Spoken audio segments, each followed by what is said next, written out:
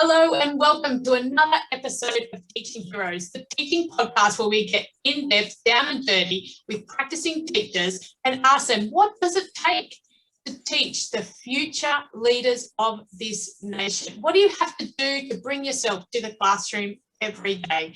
And today I have a special guest, Brad Turbott. Thank you, Brad, for joining. Oh, thanks for having me. It's nice to be here, even if it's holidays. It's cool.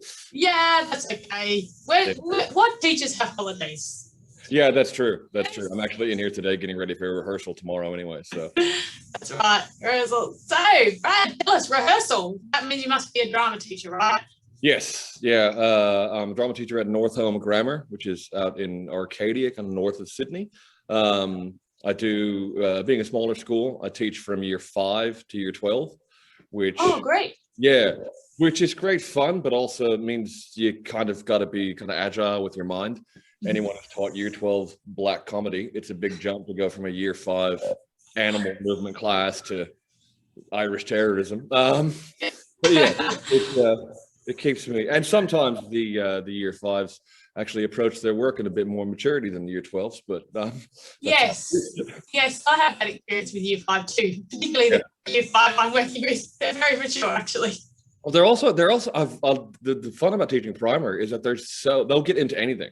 Yes. You get a year 10 or 11 group and you're trying to do some fun activities, even some like Laban work or something, and they'll be like, no, this is stupid. I don't look cool. Year 5s and 6, they will dive in no matter what. Everyone be chickens, and the whole room is chickens all of a sudden. It's fantastic. Yeah, and that's the other thing I find with year 5 as well, or primary school as well. I think there's no preconceived notions as well, like about what drama is or what they just kind of do whatever you offer. Yeah, I noticed. I started teaching. I was reticent to do it, but then I started teaching Shakespeare to year 5 and 6. Yeah. And everyone thought, oh, they're gonna hate it. And you start with the stories, and you start with, do you guys like The Lion King? Yes. Well, then do you like Hamlet? Oh, tell us more. And it would become kind of Mr. Turbott story time, and I would tell them like a story of a Shakespeare play, and they would get so into it, and they didn't have any of that kind of preconceived, as we all did growing up, studying Shakespeare in English, and you read it, and you kind of can get turned off of it. The kids were just into it. The boys are obviously into the fighting and the blood and stuff. Yeah. I loved hearing about Macbeth and things.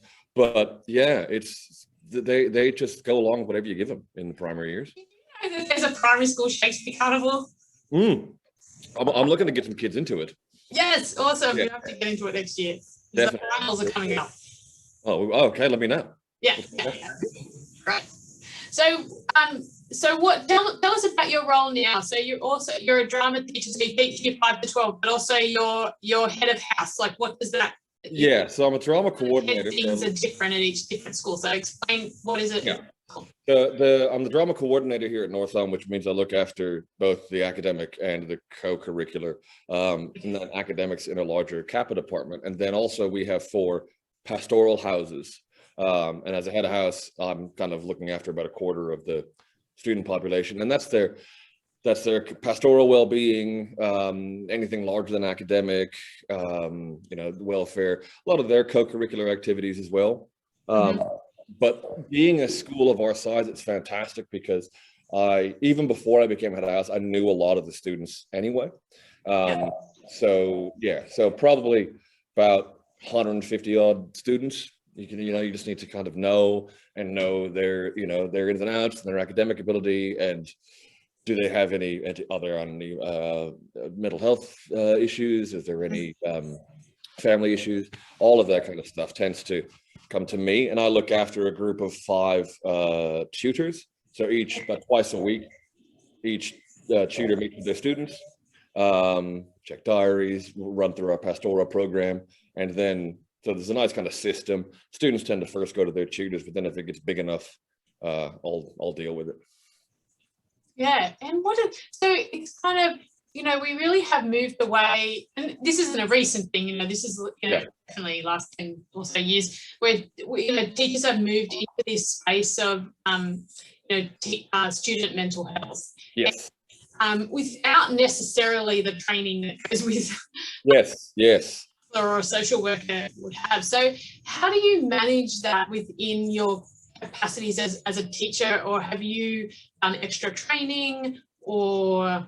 Done some extra training. I mean, I'm very lucky. I do have some training at home. My wife is a counselor who works for Kids Helpline, so I get a little bit of that at home. But it's one of the big things I noticed in going into head of house is the amount that I learned about just the student well-being as a drama teacher was transferable to the head of the pastoral role, in the sense of, as any drama teacher knows, you could probably literally do the drama subject without anything but the student. As I always tell the students, you know, in different subjects, you need different tools. You need, even in music, you need your instrument, and art, you need your paintbrushes. But in drama, you just need you. But as we all know, if you're doing a performance activity or something in class, you can just tell if the students are off or something's not right. I mean, literally, when at a school like I'm at, I might have a student from year 5 to year 12. I had some kids last year that I taught for 7 years. I know them pretty well. And so then in transferring to the head of house role, I tended to use a lot of those kind of skills. I have done, you know, some extra PD and things like that, but for the most part, and I think it's pretty similar at most schools, you kind of get promoted into the role because, you know, you show some knowledge of the students, and then it's kind of, you know, learning on the job. Some aptitude for relationship building. Yes. Yeah. And when it comes, I mean, the big push I've done talking about students' mental health is that I've made a massive push this year to normalize it, because I think there's a lot of stigma, and so many students these days have mental health issues, but they don't want to address them. I was giving a talk to my house just a couple of weeks ago, and was talking about how when you remove kind of the stigma of mental health, it's easier for everyone to address. And I said, if you broke your hand, you'd go to the director of learning and teaching and go, I need help on my exams. I've got a broken hand. And they would give you the support. Yet if you're dealing with depression or anxiety or any of those kind of ones, you wouldn't go tell anybody. And that's because there's no quote unquote symptoms that anyone else can see. And I then shared with them a story that, you know, I was having I quite openly tell my students, I see psychologists regularly. I deal with depression and anxiety, as many of us do.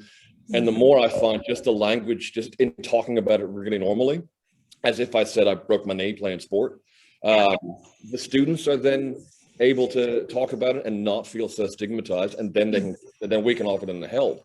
Half of the stuff is that, you know, something is wrong with the student, they don't have the language to talk about it, or they don't have the, you know, the courage to want to talk about it because they think there's some sort of stigma to say, oh, I'm dealing with major anxiety.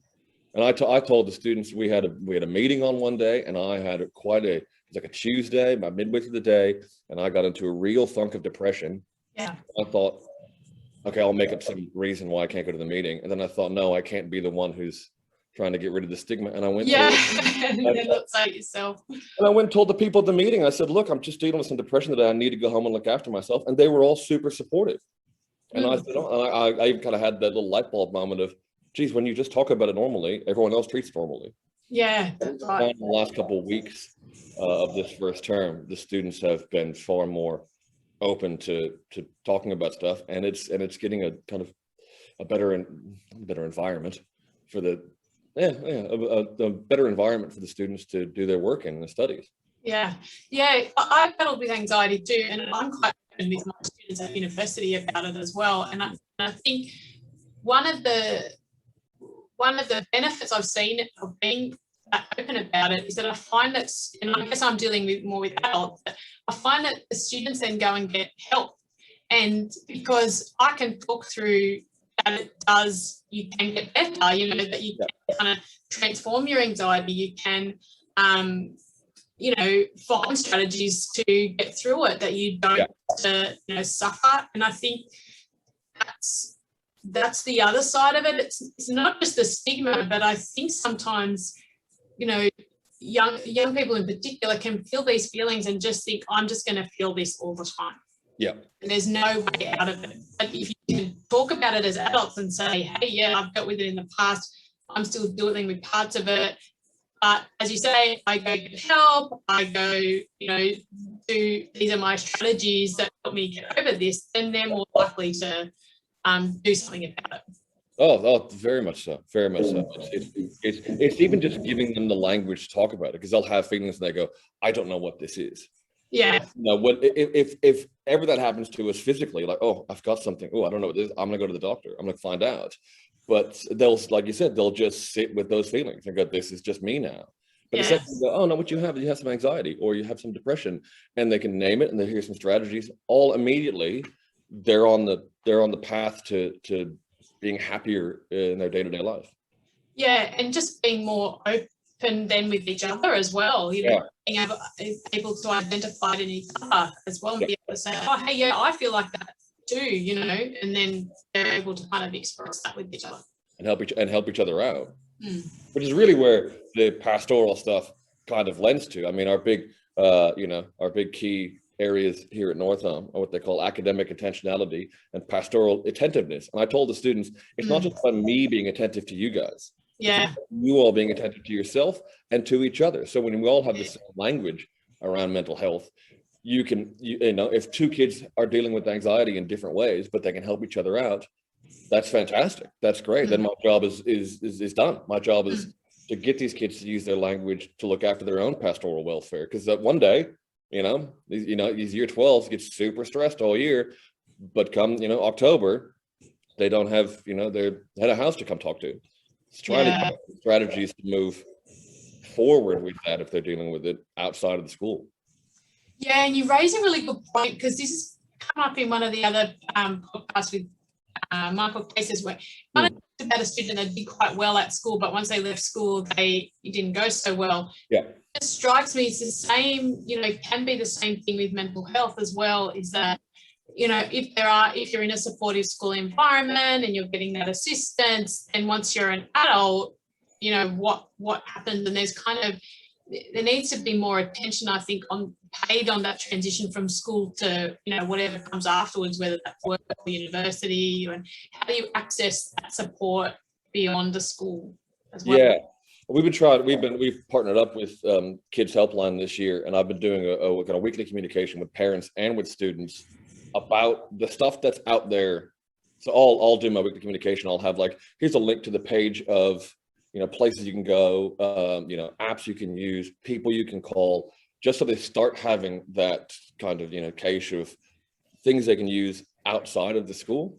And I think especially in year 12, for better or for worse, we focus a lot on the academics because of the way the HSC is structured, and it kind of builds to this high pressure point, which ironically then builds a lot of anxiety and stress. Yeah. And they work out, okay, I know how to deal with my stress when I'm sitting down for a 2-hour English exam, but you know how to deal with that stress when it hits you on a weekend when you're out of school and don't know why it's hitting you. And that's where anxiety comes in.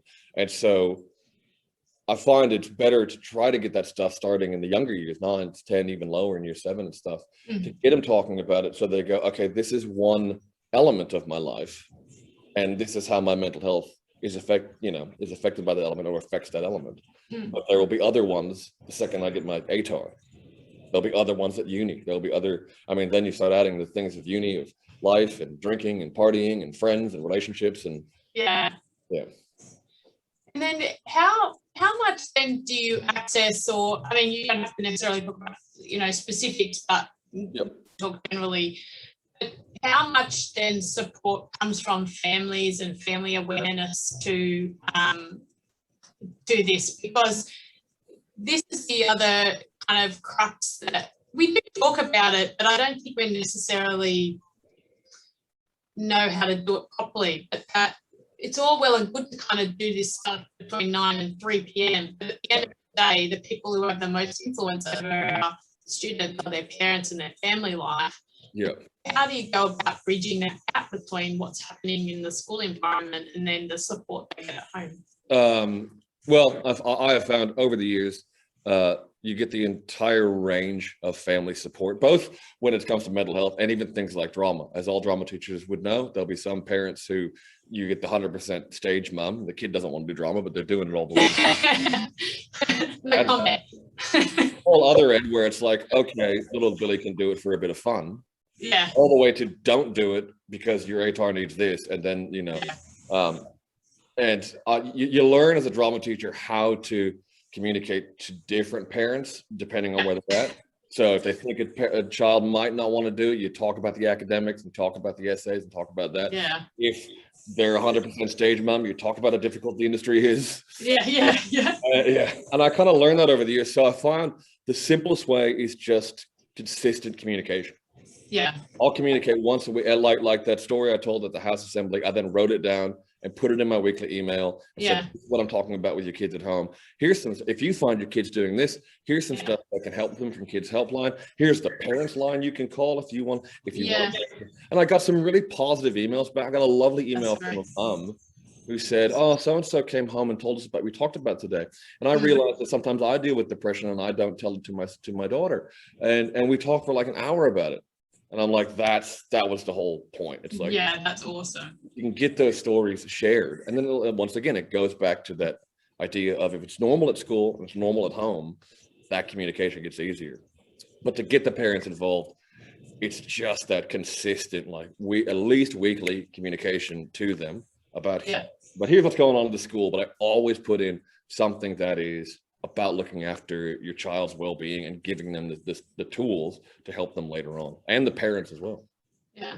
So you've talked a bit about how drama teaching in particular has helped you in that role of, the house. Do you want to talk about that a bit more? Because we would have listeners that don't necessarily know what happens in a drama classroom and why a drama teacher wouldn't necessarily help them.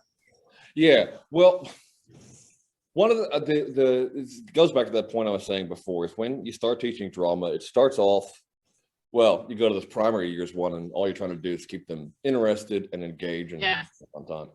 And then when you get around like 7 or 8 or 9, you're trying to bring in the academics, and you get a lot of students who go, oh, hang on, I thought this was just drama games all day. I thought we were playing Sleeping Lions again. And you go, no, there's essays and things like that. But because so much of it is, a lot of what you're teaching the students in younger years of drama is, let's say, for example, you're teaching them how to do character work. They have to know themselves to know how to be someone else. Yeah. You do all that basic, we do the old Stanislavski stuff, and whether you're a drama teacher or not, you've heard things like objective and motivation.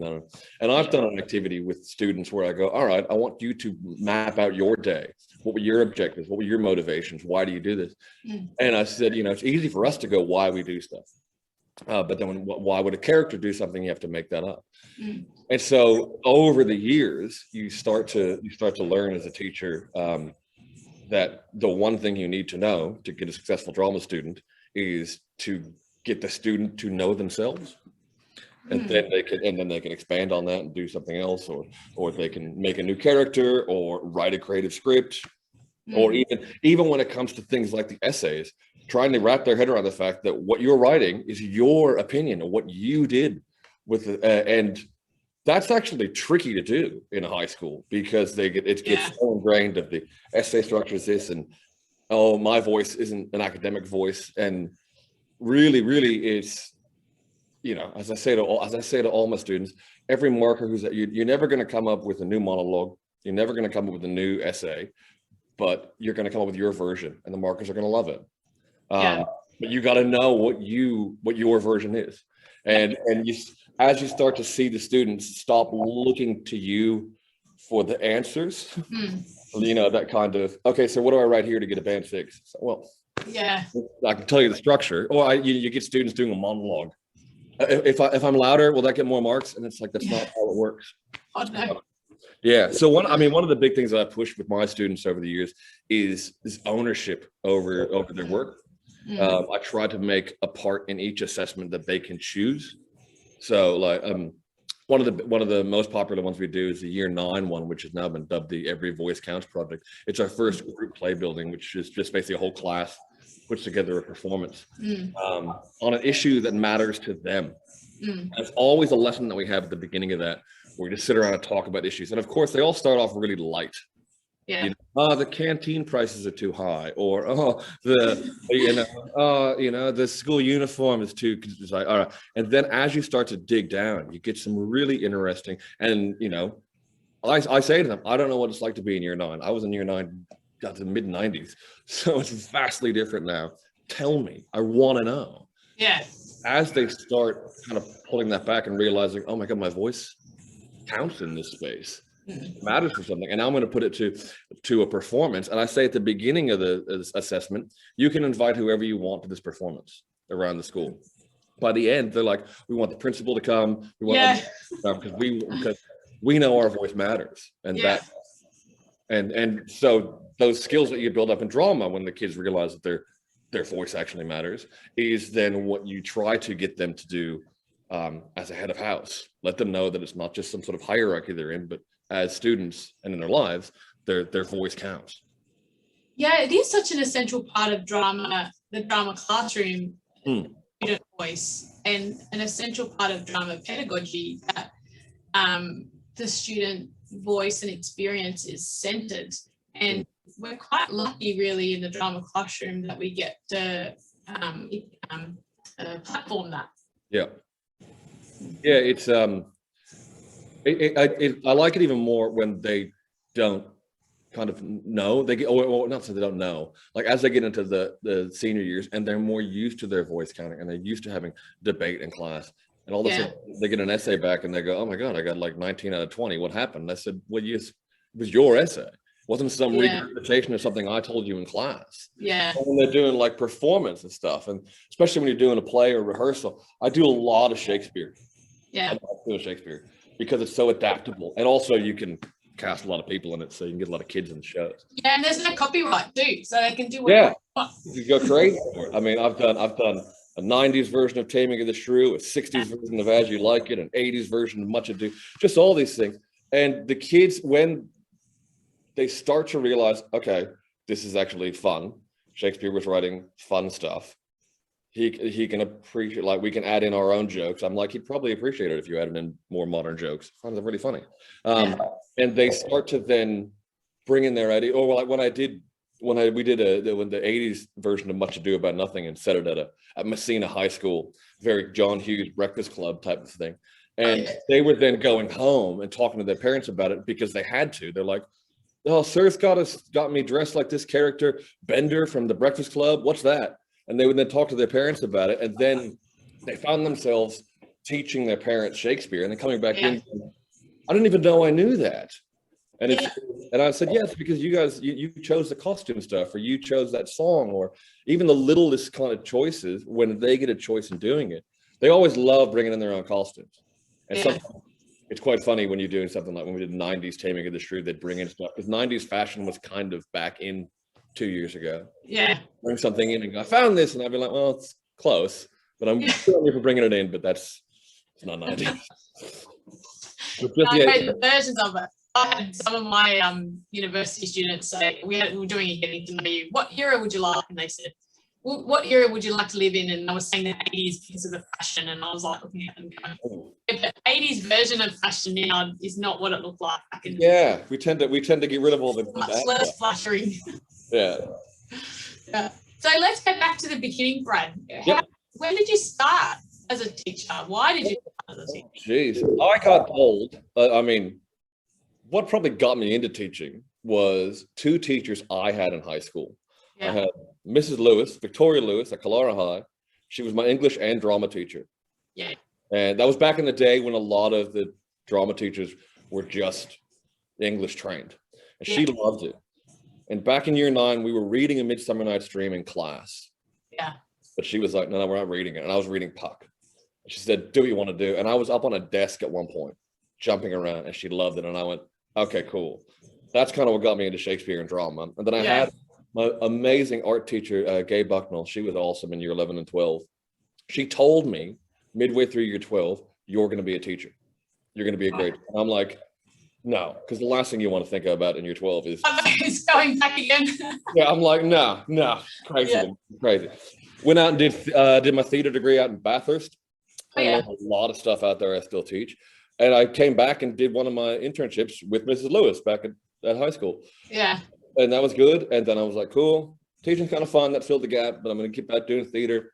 Ended up moving over to London with some friends of mine who were actors, and his sister was a teacher at a school. So I got to teach in a special needs group. It got me over there, and it got me a job. And I was really enjoying the special needs stuff. It's really when I started to learn, like, you know, they gave me all the files on the kids, and I just saw them. I kind of put them down, and I was going to meet the kids first. And started. It was one of the first learning things I had of teach, treat, work with the kid, not with the diagnosis. You know, I had a fantastic lesson with this kid. We were doing poetry and rap, and he was a really rough kid. And they came back and said, "How was the lesson?" And I said, "Oh, he was fine." "Oh, that's good, because he got into a fight last week, and he's known to bring knives to school." And I was like, had I known that, I wouldn't even talked to the kid. I would have been terrified of the kid. So I kept doing that. But of course, when you live in a house with 3 West End actors and you get home at 5 and they're leaving at 5, your life seems really boring. So I started working in theater there, and was writing sitcom pilots, actually. And I was like, you know, as they say, you know, wow, I graduated theater and you're working on the West End and writing TV shows, you're living the dream. And I was like, yep, I want to come home. This teaching thing really.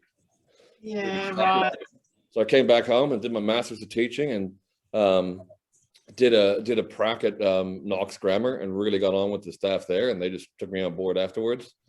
And then I moved to Knox. I've done some work at Collara, I've done some work at Oak Hill. So I took a year off to do marketing for my dad's company, which was very helpful when it came to marketing shows, and I came back to that. Yeah, lots of workshops here and there. One of my most formative ones was back at uni. I worked with a group called the Mackampalm Theatre Group, and we did a month-long theater tour with high schools in really, really poor villages in Thailand. Oh, yeah. Working at what they called an alternative education community on the River Kwai. These were kids whose parents had died from AIDS or prostitution and things like that. And so they all just lived there, and they never made the kids go to school. They taught them every day, but they said, you don't have to come. And they said after about a week or two, these kids start to realize there's nothing else to do. I'm going to go. But because they make the choice to walk in the classroom, they're really engaged. Yeah. And that was midway through doing my theater degree. And I was like, wow, you can do some real transformative stuff. Yeah. I remember teaching these kids theater combat and not knowing the language. And it was really fun. And so all the little things kind of stuck with me over the years. Yeah. And I was just, I can't deny it anymore. I'm going to still teach it. And then it's may as well. I mean, they say it's cheesy to say it's like a calling, but it kept tapping me on the shoulder over and over again. Yeah. And I think, you know, you're such a good example, and I was a bit the same in that it's not, you know, particularly with drama teachers, I think, you know, there's that thing, oh, if you can't do, you teach or something. Stupid thing. And it's just not like that. You know, there's, you know, the theatre world, you don't have to be a famous actor to earn a wage in the theatre. Like, there's lots of different things you can do. Like you were working in the West End, you were writing sitcoms, you were making it, you know, making a living, you know, same. I was doing community arts, doing bits and pieces, but it's like, well, it's just not fulfilling that when you're in the classroom with students and you're creating things, that's where the calling is, and you can see you can, you know, transform them, transform yourself in this classroom. It's something really special. Oh yeah, I remember my first day of doing my teaching degree. One of our lecturers, you know, drama, he said, you know, if you want to be an actor, if you want to be a director and it's not working out for you and you're just going to be bitter about it, there's plenty of arts courses here at this school. I want to teach people who've chosen to teach drama because it's just different. And I think the next time there was like 2 or 3 people didn't show back up. Yeah.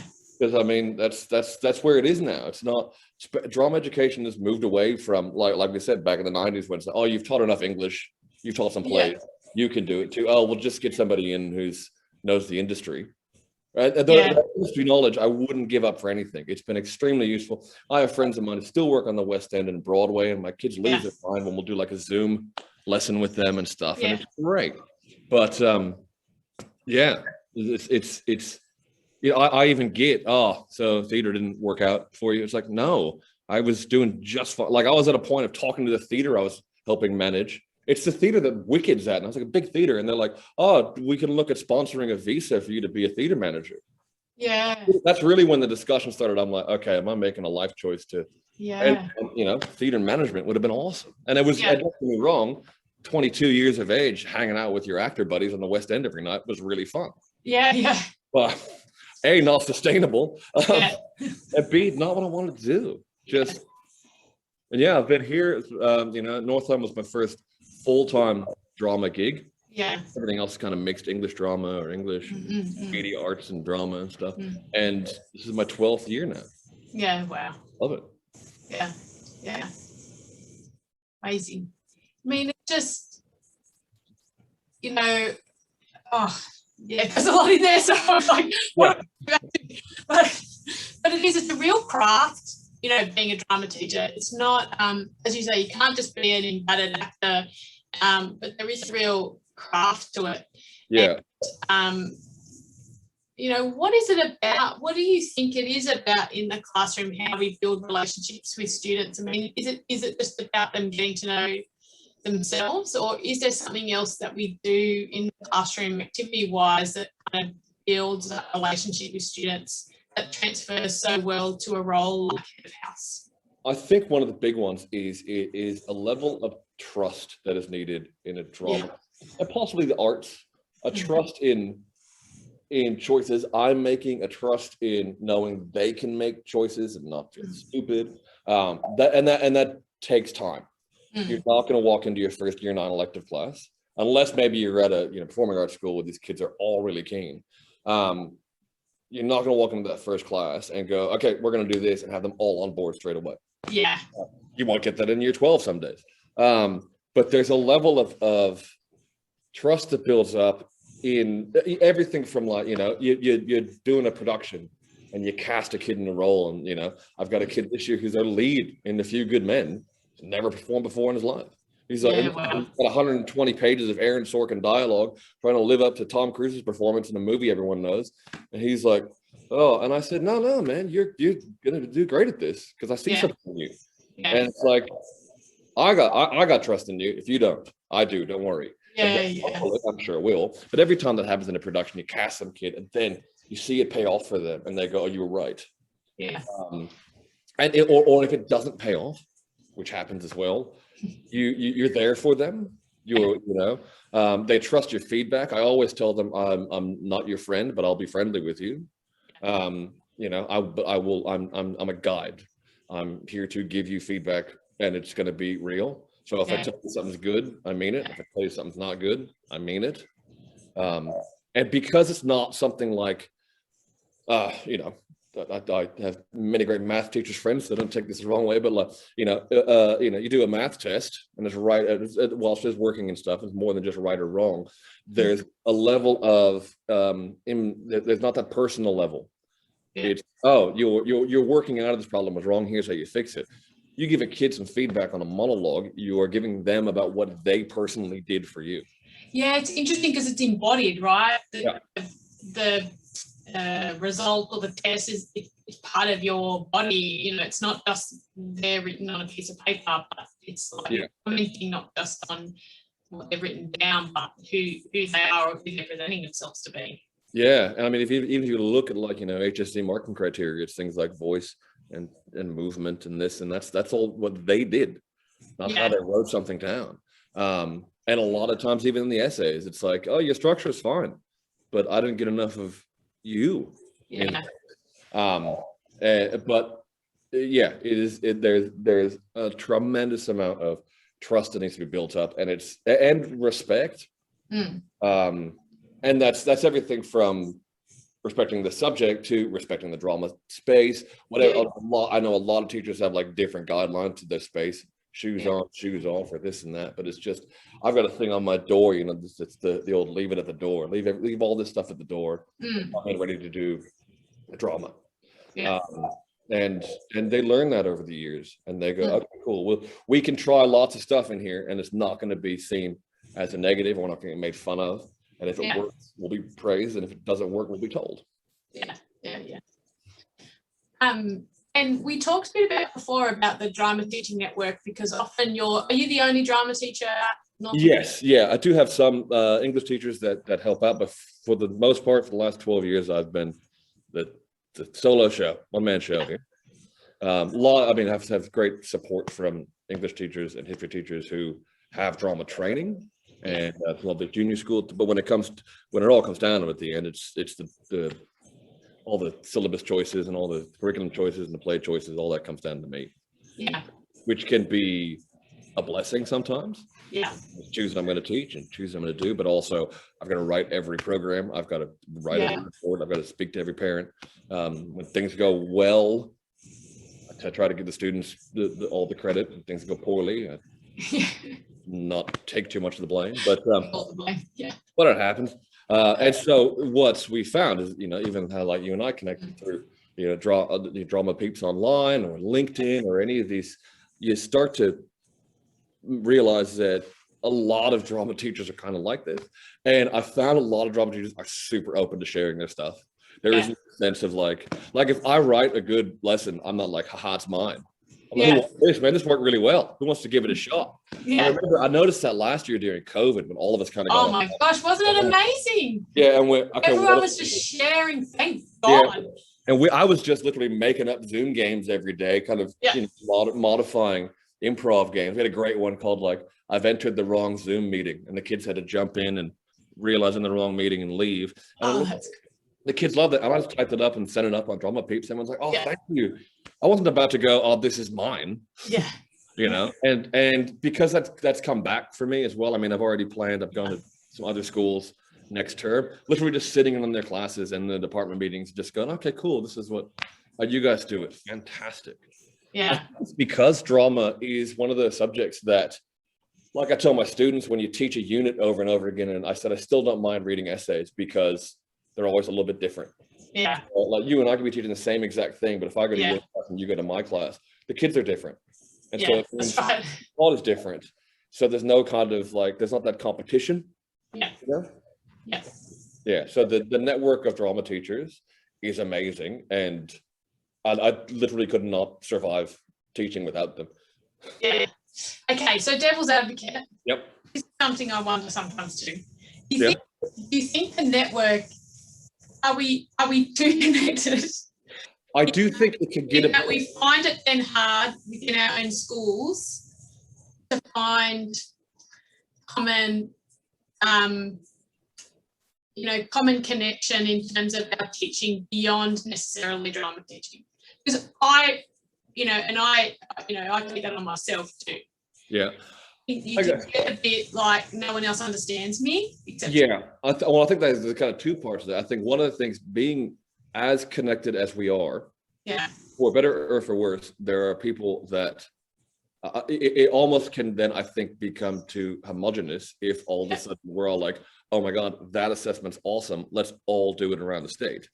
Or so-and-so wrote this unit, so-and-so's a bigwig, let's use their thing. And then we're all, and I'm seeing that a lot of time with younger teachers. God love the younger teachers. You guys are going to be, you got a lot ahead of you, but it's, and I can see it sometimes on some of the forums of like, hey, I'm starting this unit. Never taught it before. Can you all send me stuff?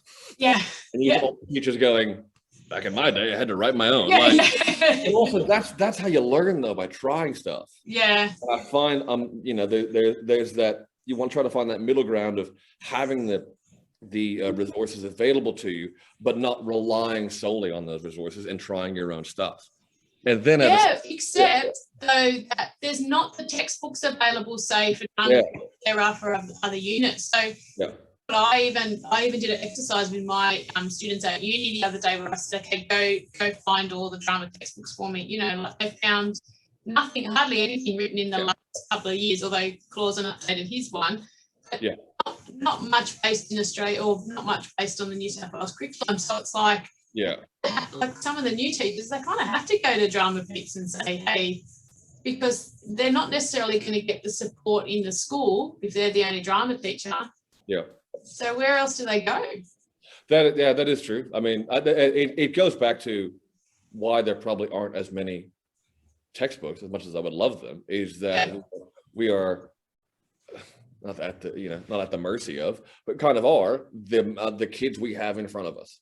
I mean, yeah, that's true. I'll have, you know, I have a group of, you know, you'll get a year group that's like, oh, these kids really like tech stuff. They just seem to be a techie group. What these are, oh man, I got a whole bunch of performers, or I got a mix and that. And I mean, if you look at, you know, look at the HSC, we have 10 different rubrics for the IP.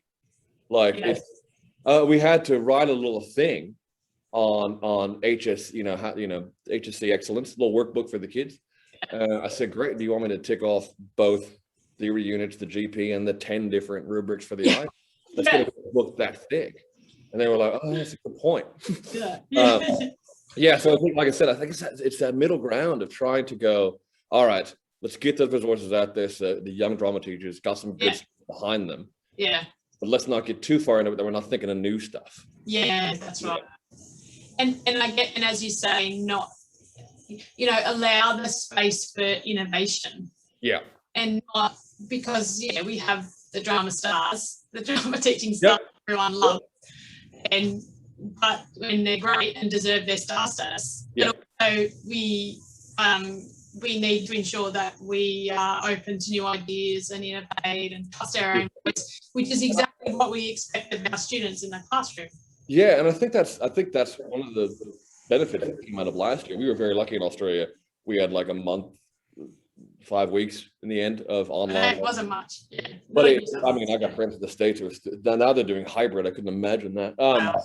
But it kind of, like we all want to say in drama, it kind of got us out of our comfort zone real quick. And we went, outside. And I even noticed that, you know, I just happened to pick up Zoom really quick. The kids picked it up straight away. They knew what they were doing.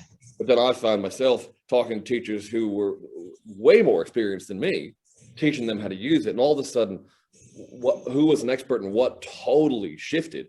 I think that was fantastic, especially for some of the younger drama teachers to go, oh, I'm, you know, far more technically savvy and far more, you know, online stuff. Here's some cool links and things. Yeah. That was great because we all had to think of new stuff to do, or at least new ways of doing the old stuff, even in a couple of weeks. Yeah.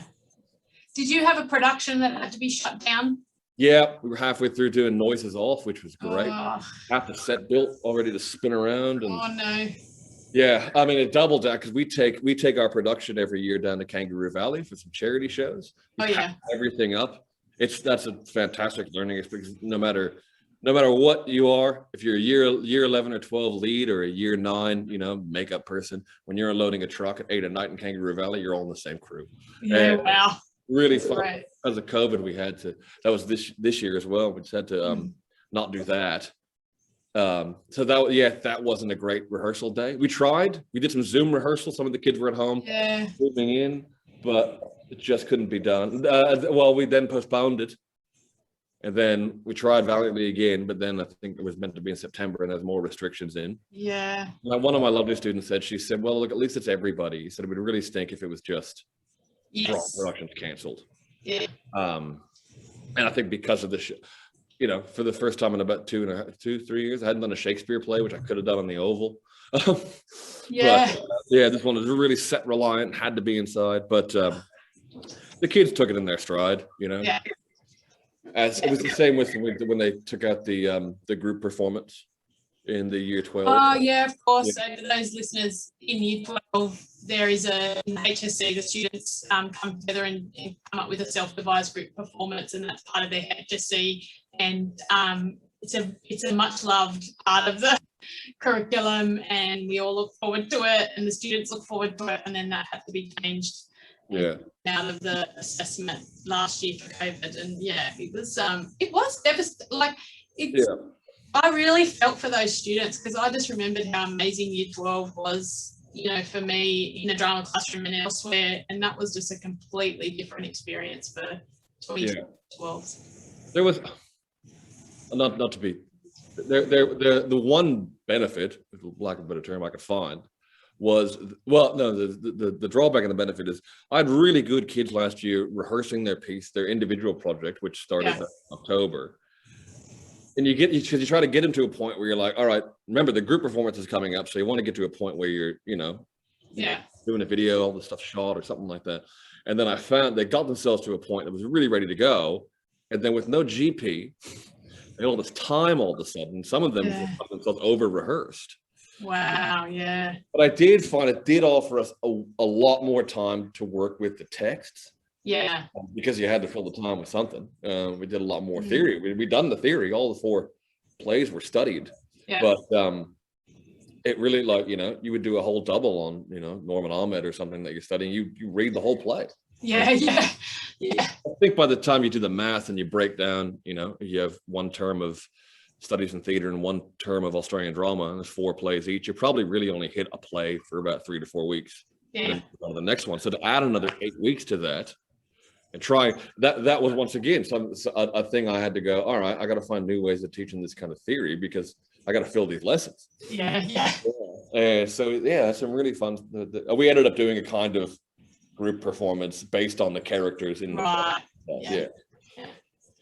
Well, drama teachers are nothing but, you know, willing to experiment and take what. Oh, yeah. Sure. So, Brad, it's been so awesome to speak to you. Thank you so much for being part of my podcast. Pleasure. Yeah, best of luck to your students this year, and hopefully GP and all of it will go ahead. Yeah, looking good. Looking good. Barring another variant or something. Yeah, there'll be no more variants. It's gonna be fine. Production's gonna be fine. Everything's gonna be it's all fine. going ahead. Great. Thank you so much. Thanks. Everybody, and see you next week for another episode of Teaching Heroes. Bye.